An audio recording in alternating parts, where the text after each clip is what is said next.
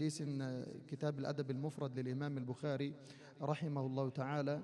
حديث أبي هريرة رضي الله عنه أن النبي صلى الله عليه وسلم قال: المستبان ما قال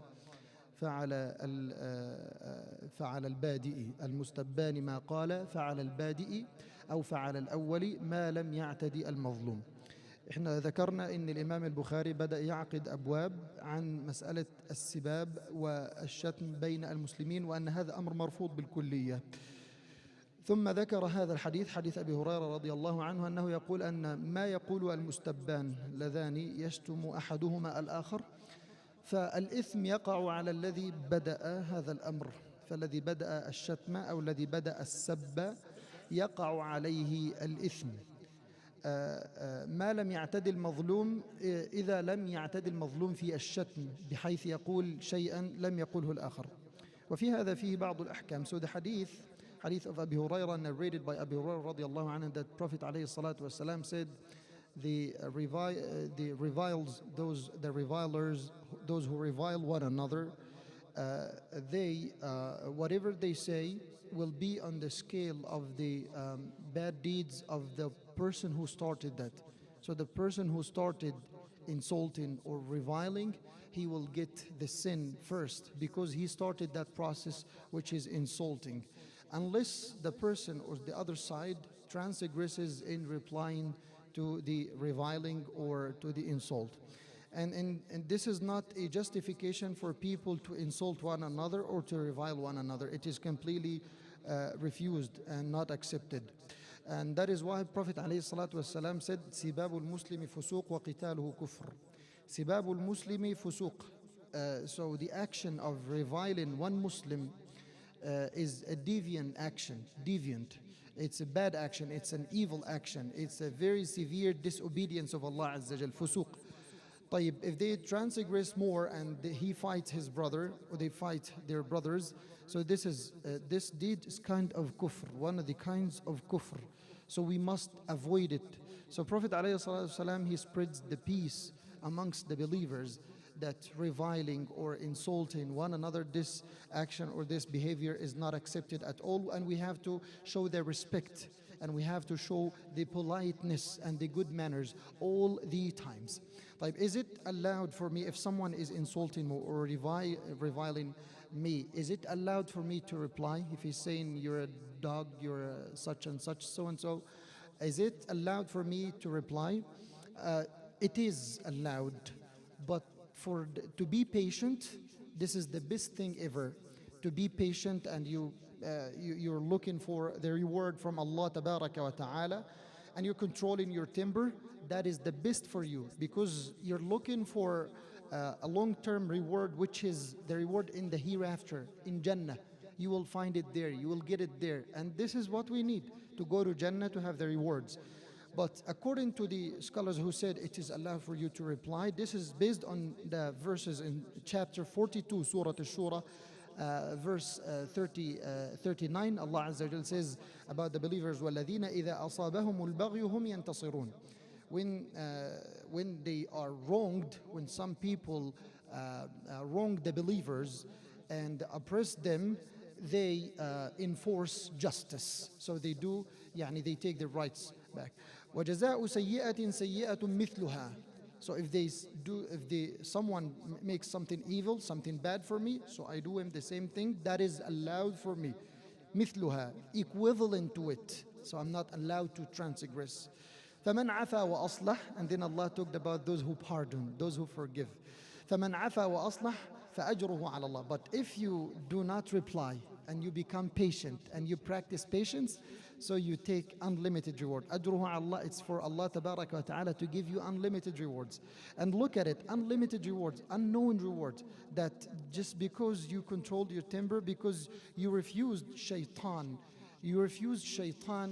while he's pushing you to reply or to revile or to do the same thing, you refused all of that, you denied all of that, and you just thought about the reward that Allah Azza wa Jal will give to you when you become patient. Yes, it is shaitan enforcement. Yes, it's shaitan who pushes you to do that thing, to reply, and to say, no, I will have to do it right now. I'm not going to wait for the reward. Because Prophet عليه الصلاة والسلام قال: المستبان شيطانان يتهاتران ويتكاذبان.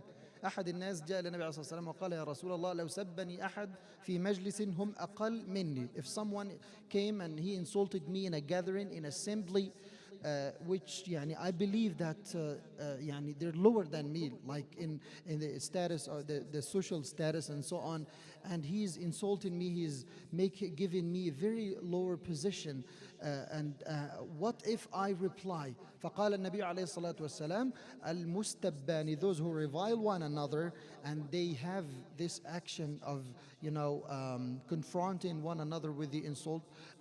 He said they are two shaitan, يتهاتران ويتكاذبان.